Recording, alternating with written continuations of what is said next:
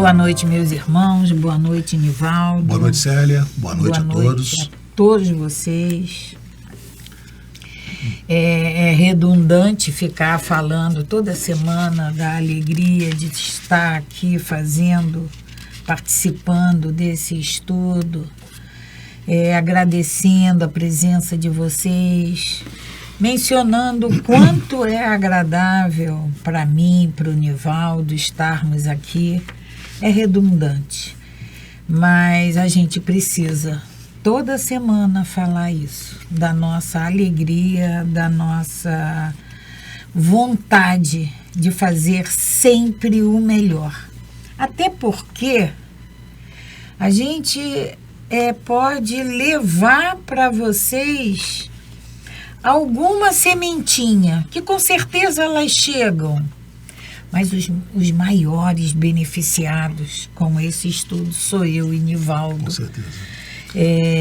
Que estamos aqui. Assim como vocês que estão aí ouvindo, participando com o livro de vocês, ou mesmo sem o livro. O que vocês apreendem, o que vocês assimilam, que muda o comportamento de vocês, e quando vocês, através das atitudes, da fala, dos seus atos, que vocês influenciam outras pessoas que estão no círculo de vocês, ou mesmo no contato do dia a dia, aí vocês podem pensar que o outro está sendo beneficiado. Mas todas as vezes em que a gente ajuda alguém, o maior ajudado somos nós mesmos. Não tenhamos a menor dúvida disso. Mas é um prazer contar com vocês e a gente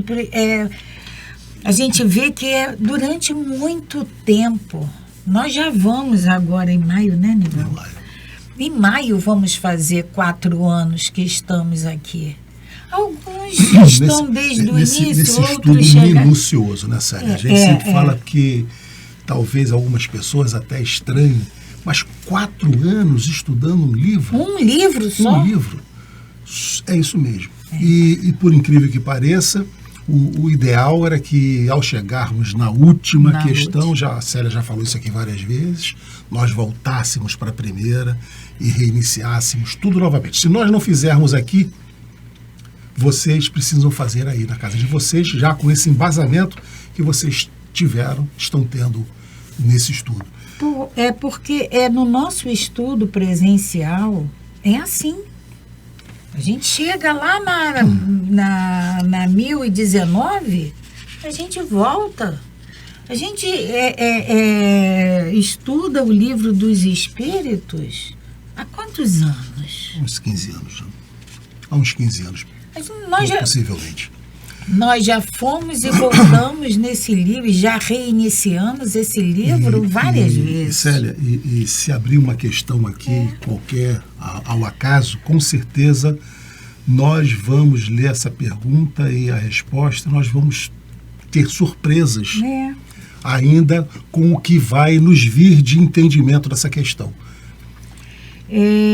Porque estaremos vivendo uma outra fase de nossas vidas, com outro entendimento, um amadurecimento diferente. Então, essa questão fará um novo sentido no quadro que estaremos vivendo. E esses programas, apesar do problemão que tivemos no Facebook, que a conta foi hackeada, né? E pedimos aqui, né, Célia, até para que vocês ajudem a divulgar o novo endereço do Facebook do MAP, MAP-SED. MAP-SED.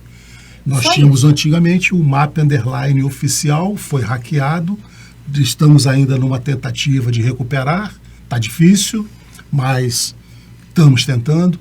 Mas, enquanto isso, não podíamos ficar sem uma chave no Facebook, né? Então estamos lá, criado. MapSed. Então ajudem a divulgar, porque hoje a gente sabe que temos aí menos de 300 pessoas seguindo o MAP, quando na verdade nós tínhamos mais de 70 mil pessoas espalhadas aí pelo mundo seguindo o MAP via Facebook. E o MapSed está começando do zero. Estamos tentando, o MAP está tentando recuperar todo o conteúdo hackeado, mas, como o Nivaldo falou, está muito difícil. Então, já começamos no MapSed do zero. Não vamos encontrar lá os programas gravados, mas tem lá no YouTube. Tem todos eles. E isso que Nivaldo falou, de pegarmos uma questão ao acaso, se nós voltarmos lá no primeiro programa, lermos a primeira questão estudada, nós vamos ver que nós já vamos entender de outra maneira. Vocês vão entender de outra maneira.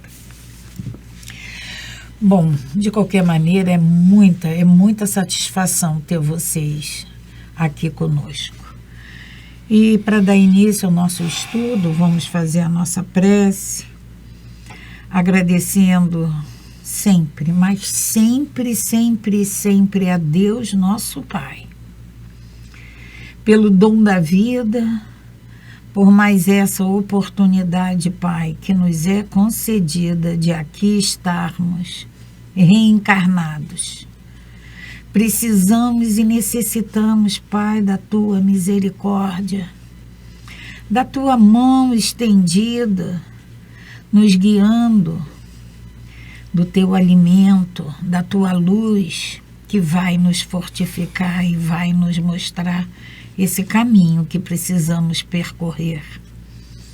Caminho esse que no seu trajeto encontraremos muitas, mas muitas dificuldades.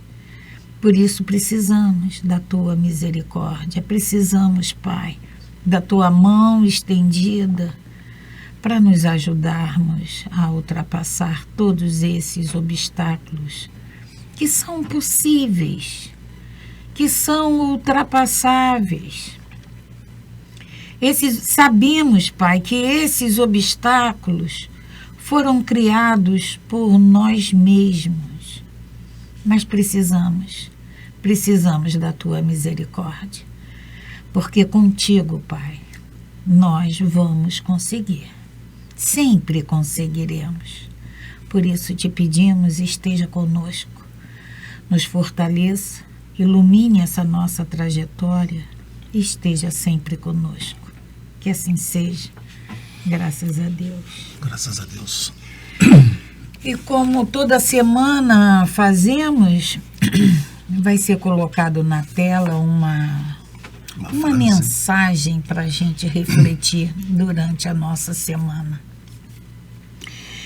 E ela diz o seguinte: Deus não vê o que fazemos, Ele vê o porquê fazemos. Essa mensagem, essa fala, essa frase é de Raul Teixeira. Ele mencionou isso numa palestra dele.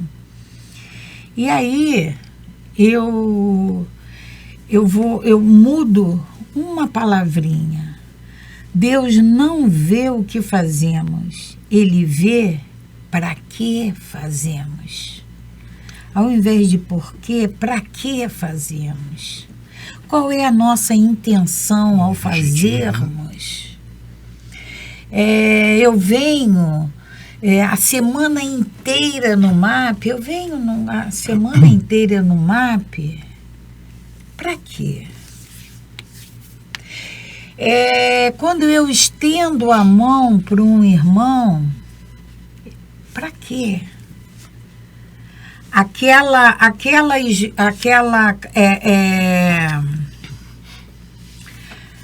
Aquela contribuição, aquele dado a um necessitado, eu dou Eu faço essa caridade material para quê?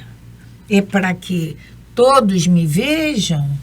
Oh, ela é boazinha, ela é fraterna, ela se preocupa com os irmãos menos afortunados. É para isso que eu estendo a minha mão.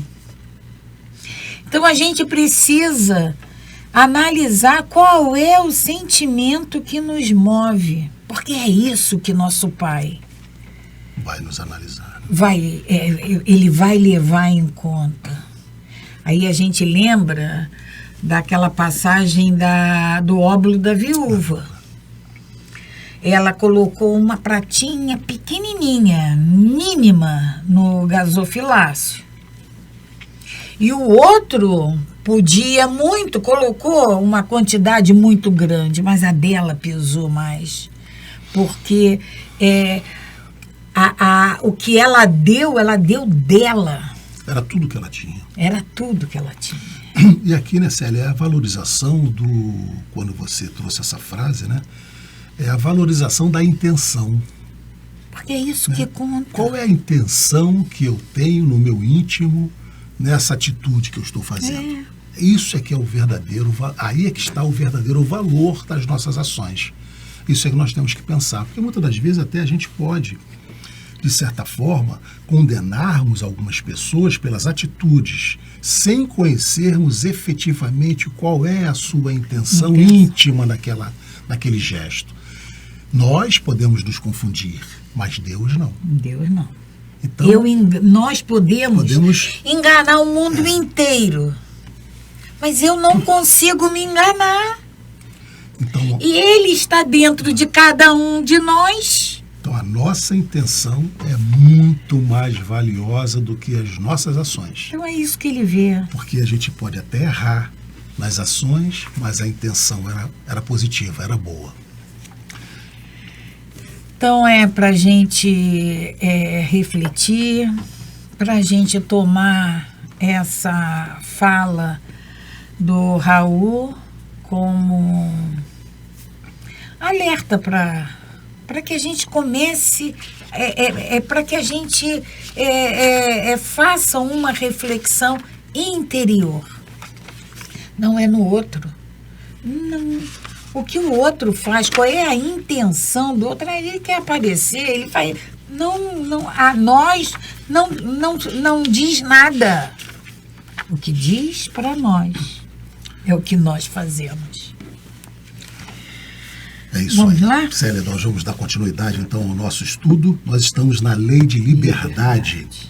E estamos falando sobre fatalidade. E eu estava aqui, Célia, olhando. Nós estamos no 7º estudo relativo a esse tópico fatalidade. Por que eu estou dizendo isso? Para a gente se dar conta do quão é importante esse tópico em nossas vidas, nos nossos entendimentos. Fatalidade. Porque isso vai vai trazer para nós esse entendimento, tem que ficar bem solidificado sobre livre-arbítrio, sobre planejamento reencarnatório e fatalidade. Porque é muito comum, e nós estamos exatamente fazendo essas diferenças aqui, de nós confundirmos o que nos acontece, confundirmos com livre-arbítrio, com o que nós programamos no nosso planejamento reencarnatório, com a fatalidade. Nós colocamos tudo na conta da fatalidade. Aquilo que nos acontece, fatalidade, aconteceu porque tinha que acontecer. E, na verdade, nem tudo que nos acontece na vida a gente pode colocar na conta da fatalidade. Algumas são situações que foram previamente construídas, decididas por nós, no nosso planejamento, que nós podemos até atenuar ou agravar. Estudamos isso aqui, de acordo com as nossas atitudes. Outra coisa é o do dia a dia que vai nos suceder, que isso sim vai depender do nosso livre-arbítrio, e então não da fatalidade. A fatalidade seria uma situação que nós não poderíamos mudar. enquanto que com a utilização do nosso livre-arbítrio nós podemos atenuá-la. Esse estudo que já nós estamos nesse 7º programa falando sobre isso. Essa lei de liberdade, ela está dentro das leis morais, das leis de Deus. Lei da liberdade é uma lei divina. Então, está na 3ª parte do Livro dos Espíritos, e essa é a 10ª lei. Nós ainda temos a lei de justiça, de amor e caridade, e a última lei, que é a lei da perfeição moral. Então, essa liberdade, porque quando a gente pensa em liberdade, eu posso fazer o que eu quiser fazer, eu tenho liberdade. Na verdade, temos, né? Temos. Elas têm consequências. Exatamente. E aí a gente lembra do nosso irmão Paulo, que ele dizia: tudo me é permitido, tudo, mas nem tudo me convém. Então, estudando, nos esclarecendo, assimilando esses ensinamentos, a gente vai poder distinguir, a gente vai poder... isso não me convém. Não, e nós, como eu disse, né, Célia, nós temos essa tendência de colocar na conta da fatalidade situações que nós estamos vivenciando, que nós provocamos. Não foi a fatalidade, porque fatalidade é o que nós não conseguimos alterar. Porque... Então, são aquelas básicas 5 decisões que nós, junto com a equipe que vai nos orientar nesse planejamento, quando assim nós temos essa condição. Quando não temos, quando ainda estamos, do ponto de vista espiritual, de uma criança, essa programação reencarnatória nos é imposta. E, evidentemente, da melhor forma para nós. Mas quando nós já temos o esclarecimento suficiente nesse planejamento reencarnatório, nós participamos, nós decidimos, nós escolhemos determinadas situações. E nós falamos aqui, o livro nos traz em 5 situações. O nosso corpo físico, ou quem vai nos receber aqui embaixo, pai, mãe, amigos, o nosso gênero de profissão, o nosso matrimônio, se vamos ter ou não e com quem, e o nosso tipo de morte. O nosso corpo físico e os nossos familiares, esse nós não mudamos. Mas a partir daí, nós vamos ter o nosso livre-arbítrio atuando e nós podemos alterar. Então, o nosso tipo de morte, por exemplo, Célia, foi programado um tipo, mas se eu aqui, usando da minha moralidade, modificar situações, eu posso ter uma situação atenuada. Ou agravada. Né? Ou agravada. Eu vim com uma programação de uma profissão. Mas aqui, nós vimos isso aqui ainda há pouco, né? Em programas anteriores. Eu vim para exercer, ele nos dá o exemplo de um operário. Mas eu, motivado pela vaidade da sociedade, eu quero ser um poeta. É o exemplo que ele nos dá. Então eu vou ser um poeta fracassado, quando eu poderia ter sido um operário bem-sucedido. Então, mesmo esses últimos 3 pontos, nós podemos alterar de acordo com o nosso livre-arbítrio. Mas a fatalidade em si, Célia, nós não vamos mudar. E a gente costuma fazer o seguinte: tudo que nos acontece, eu escorreguei, caí da cadeira, foi uma fatalidade? Não, foi imprevidência minha. Qualquer coisa. Nós temos que fazer essa diferença do que foi descuido nosso e do que realmente foi uma fatalidade.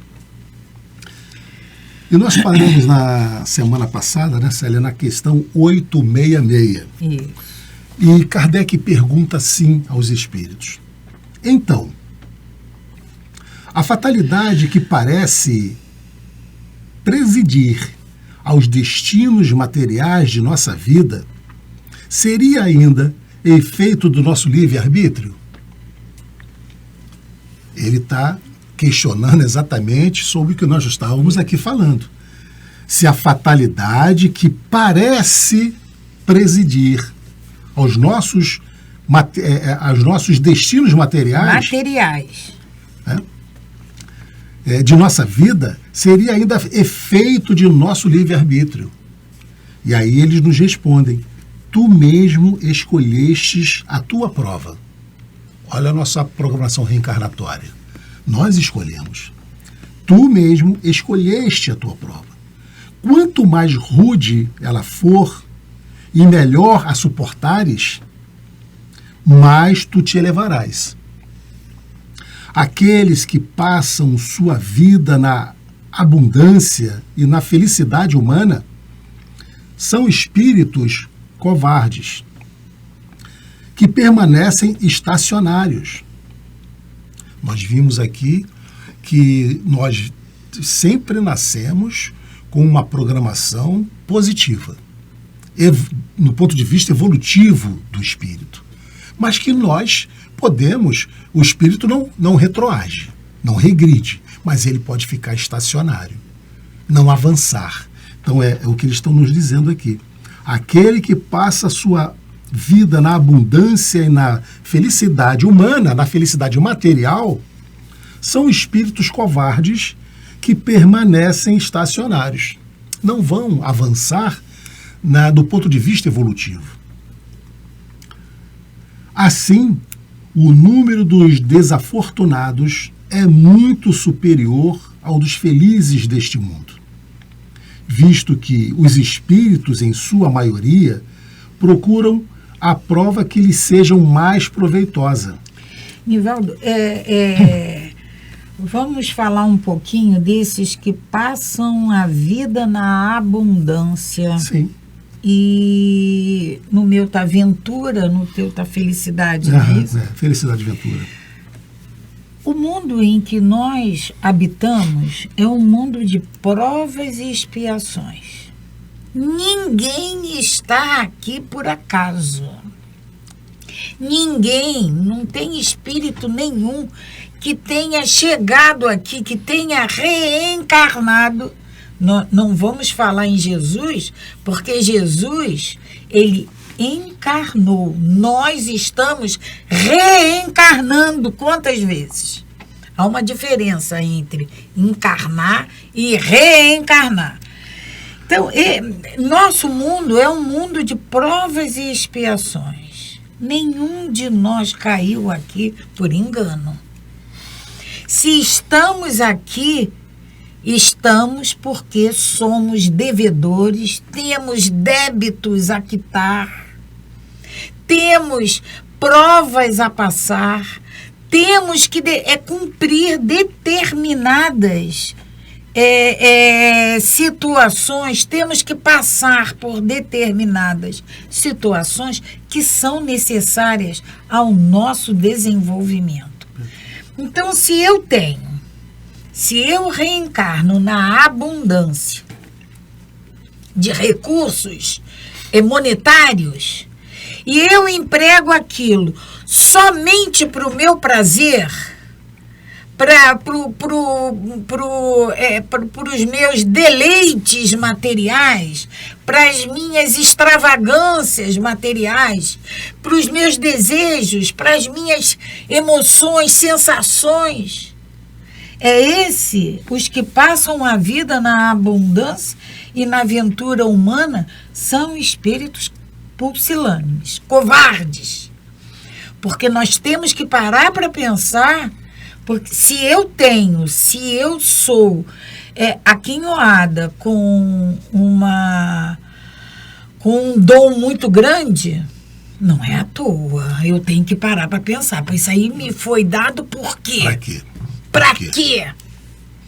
Eu tenho que olhar. Aí do meu lado, eu na abundância, e do meu lado, um irmão meu, que eu sei que é meu irmão, extremamente necessitado, na linha da miséria. E eu faço ouvido e olhos de mercador?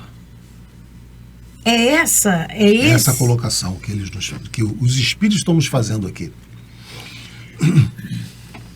Então, aqueles que passam na sua vida, na abundância e na felicidade humana, são espíritos covardes, que permanecem estacionários. Assim, o número dos desafortunados é muito superior ao dos felizes deste mundo. O número dos desafortunados é muito maior do que o número dos felizes. Estamos num mundo de prova e expiação. Pois é. Visto que os espíritos, em sua maioria, procuram a prova que lhes sejam mais proveitosa. Os espíritos procuram as provas que lhes sejam mais proveitosas. Nós estamos falando dos espíritos do mundo espiritual, quando está fazendo a programação reencarnatória, que tem outro entendimento que não o nosso agora aqui encarnado. Eles lá sabem que vão vir para uma missão árdua por muito pouco tempo. E que, se eles conseguirem, vão retornar com um mérito muito grande. Então, eles querem vencer. É o que a espiritualidade nos diz. Quanto mais rude for a prova, e melhor a suportarmos, tanto mais nós nos elevaremos. Nós suportarmos, porque muitas das vezes nós pedimos determinadas provas lá em cima e aqui, encarnados, nós abandonamos, nós maldizemos, nós poxa, mas por que comigo? Nos lamentamos. E aí a prova que detinha tudo para ser bem sucedida é uma prova, é uma encarnação não perdida. Não existe encarnação perdida, porque mesmo que a gente não acerte nada, nós vamos aprender o que não temos que fazer na encarnação seguinte. Então, aprende-se sempre alguma coisa. Sempre. Eles veem perfeitamente a futilidade das vossas grandezas e dos vossos gozos. Os espíritos veem a nossa futilidade. Futilidade da gente querer coisas materiais, perdermos noite de sono, saúde, por coisas materiais. Essa futilidade, porque nós não vamos levar conosco.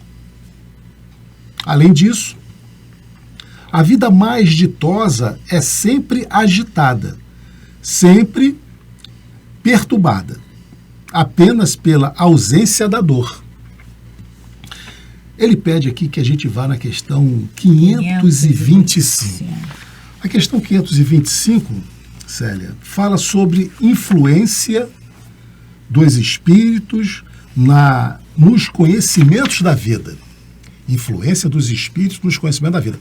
E falamos mais uma vez aqui da importância de vocês aí acompanharem esse estudo com o livro em mãos, porque agora a facilidade de se voltar é muito, muito maior. E aí, a influência dos espíritos nos acontecimentos da vida nos reporta a questão 459. Com certeza. Que é muito conhecida, é muito famosa, que diz da influência deles.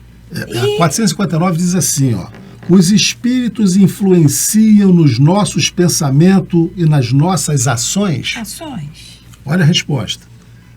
Sob este aspecto, a influência deles é maior do que imaginais, pois com muita frequência são eles que nos dirigem. E aí, na 525, Kardec torna a perguntar: exercem os espíritos alguma influência nos acontecimentos da vida? Eles já responderam lá na 459. Certamente, visto que te aconselham. Eles nos aconselham. Aí na 459, eles nos influenciam mais do que a gente imagina. Possa imaginar.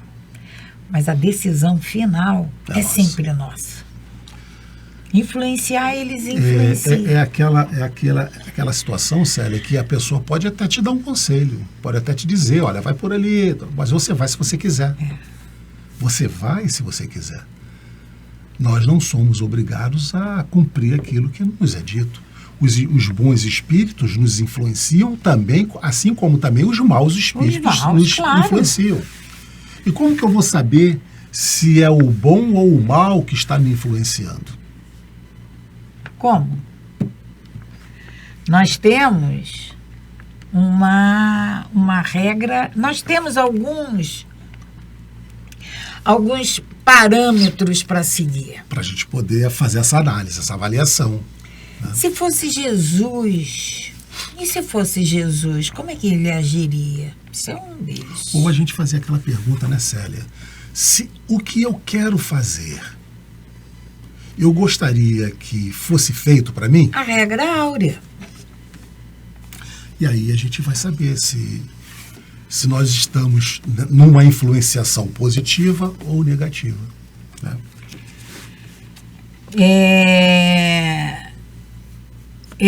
O finalzinho dessa resposta da espiritualidade acresce que a mais ditosa existência é sempre agitada, sempre perturbada, quando mais não seja pela ausência da dor. Ou seja, eu tenho que procurar, para ter uma vida, uma existência ditosa, eu tenho que procurar isso? Não.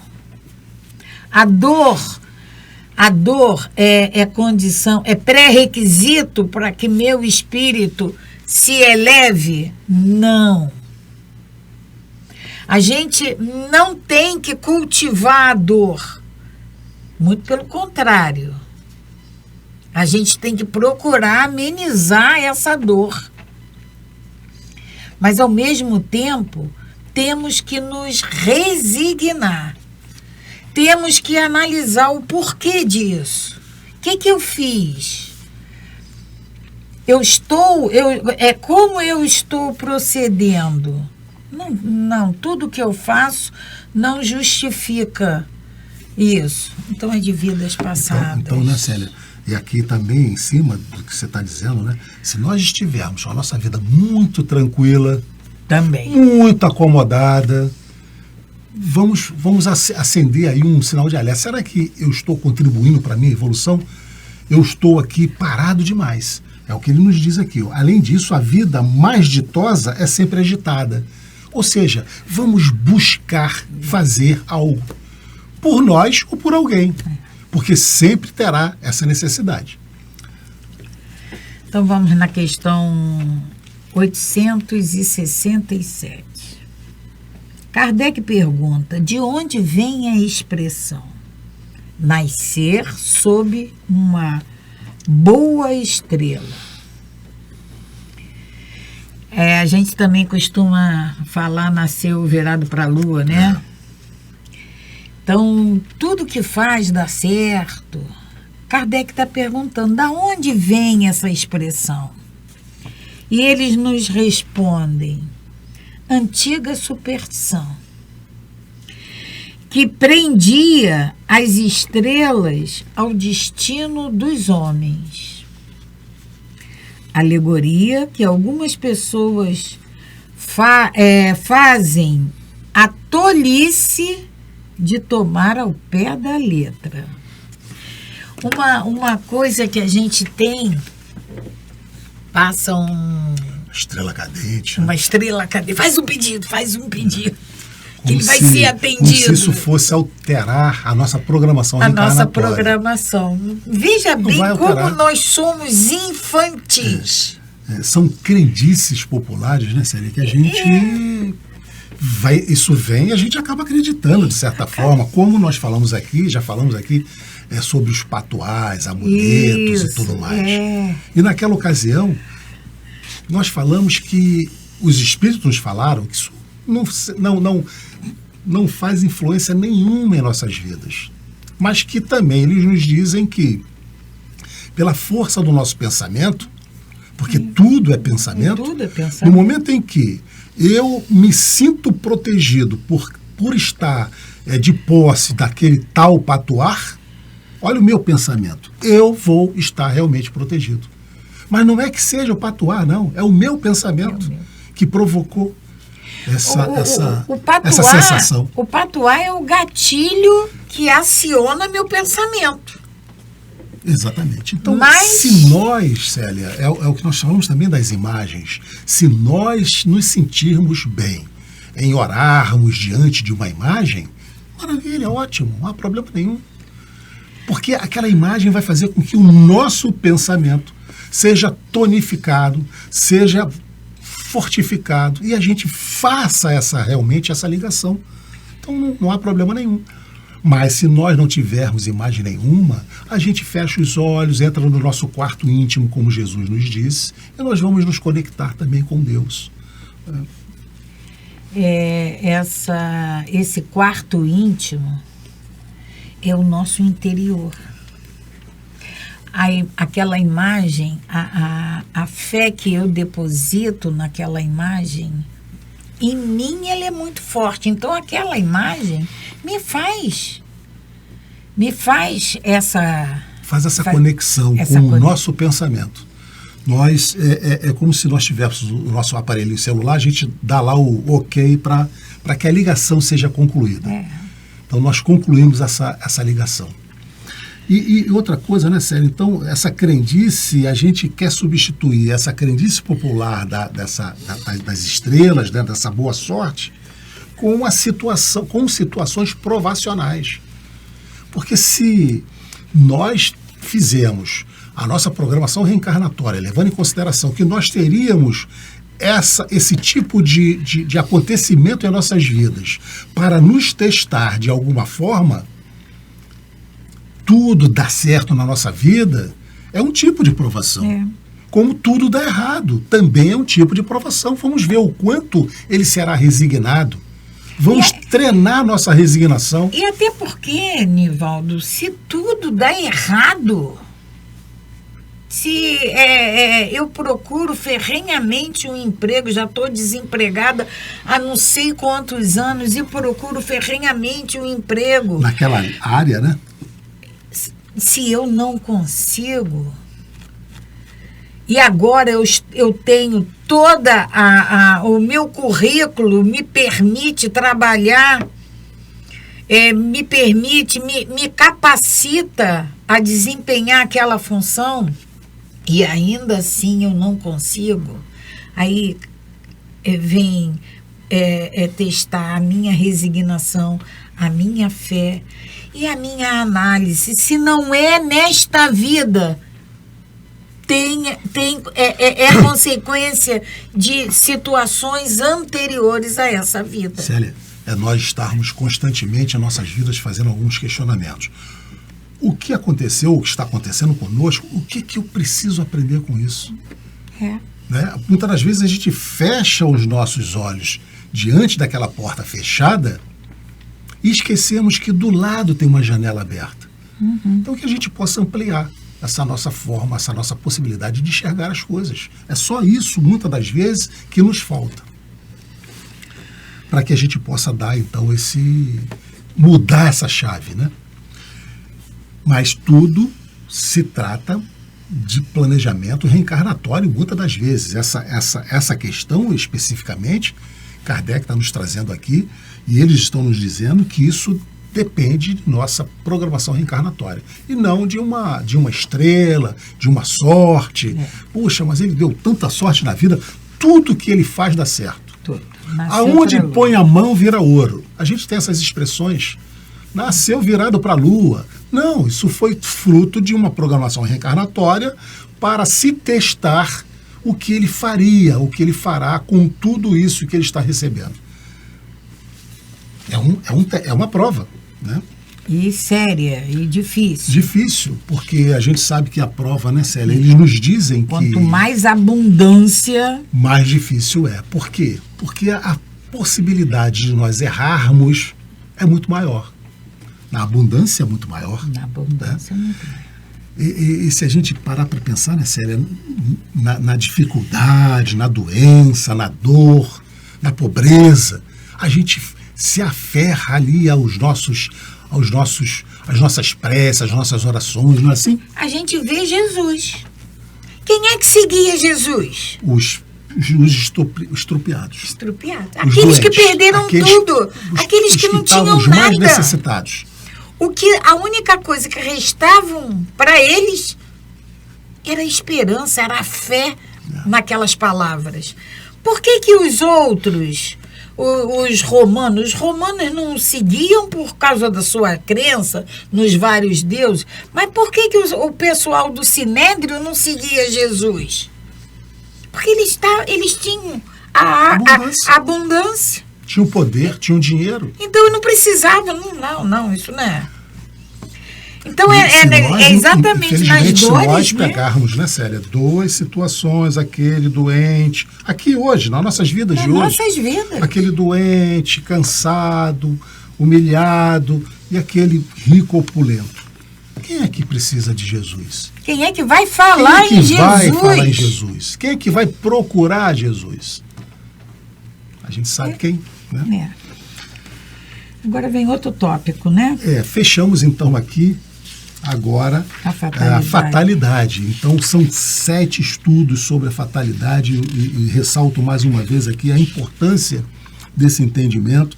Livre-arbítrio, fatalidade e planejamento reencarnatório. Livre-arbítrio, fatalidade, planejamento reencarnatório, que a gente possa entender cada um deles das nossas vidas. Isso faz uma diferença muito grande. E agora, gente, como a Célia disse, vamos começar aí o conhecimento do futuro. Agora, veja bem. Nós ainda não entendemos o porquê de estarmos passando tudo isso que passamos aqui. Mas a gente quer procurar o que vai acontecer amanhã, o que vai... Aí a gente... De preferência, a gente quer ter notícias boas. Não, joga aí que você vai ganhar, você vai casar, ter o conhecimento do futuro. Conhecimento, eu quero notícias boas, notícia ruim eu não quero, não. Você, né? Não, você que lê. Eu? Sou eu? Não sei. Não, eu li a 866. Então sou eu que leio. Pensei que era você. Então a questão 868. 868. O futuro pode ser revelado ao homem? A gente procura. Vamos parar. A gente queria, a gente gostaria. Nós gostaríamos, né? Vamos parar. É para isso que serve, é para isso que a doutrina nos diz para estudarmos. É por isso que a espiritualidade nos diz para estudarmos. Porque vamos parar e vamos pensar. Todos nós, ao nascermos, nós temos o véu do esquecimento. Sim. Quem foi que deu o véu do esquecimento? Quem foi que nos fez voltar aqui com o véu do esquecimento? Foi nosso Pai. Se fosse para lembrar tudo o que nós já fizemos, para que ele ia fazer? Então ele criou uma coisa inútil. E nós já falamos aqui do porquê. Porque muita gente se questiona, como é que eu vou? Como é que eu vou? Eu nasci de novo e se eu não lembro o que eu fiz de errado, como é que eu vou fazer? Eu vou fazer tudo de novo? O ideal era que eu lembrasse. Pois é. A gente se questiona isso. E nós já falamos aqui também, né, Célia? Se nós lembrássemos, já imaginou se você lembrasse o que tu fez contra o teu filho, contra o teu irmão, contra o teu pai, tua mãe, ou a tua mãe fez contra você? O que eles fizeram contra? Como é que a gente ia? O que eu fiz com a Célia aqui? Nós estamos aqui fazendo esse estudo há 4 anos. O que a Célia fez comigo? O que eu fiz com ela em vidas passadas? Que hoje nós estamos aqui nessa missão abençoada de estudarmos o livro dos Espíritos. Se a Célia lembrasse o que eu fiz com ela, ela não ia querer estar aqui estudando comigo, não. Claro. Então, esse esquecimento, a gente fala da importância dele divinal, né? Mas a gente gostaria sempre de conhecer o futuro. A gente procura. E esse conhecimento do futuro, Célia, vai ficar para a próxima semana. Porque o nosso horário já esgotou. Semana que vem, nós vamos voltar aí nesse conhecimento do futuro. Não percam, que vai ser um estudo muito interessante. Sim. Vamos, então, fazer a nossa prece de agradecimento, sempre pedindo a Deus e agradecendo por essa oportunidade de estarmos aqui mais uma vez, realizando esse estudo junto com todos vocês nos 2 planos da vida. E que possamos, pedimos sempre, que Deus nos permita que sejamos influenciados, sejamos intuídos e inspirados pelos Espíritos do bem em nossas vidas, nas nossas decisões, que a gente possa cumprir o que foi determinado no nosso planejamento reencarnatório, que tenhamos a consciência do nosso livre-arbítrio nas nossas ações, para que possamos alcançar na marcha evolutiva o que nos propomos nessa encarnação. Que assim seja, graças a Deus. Graças a Deus. Paz e bem, paz e luz. Paz, muita paz.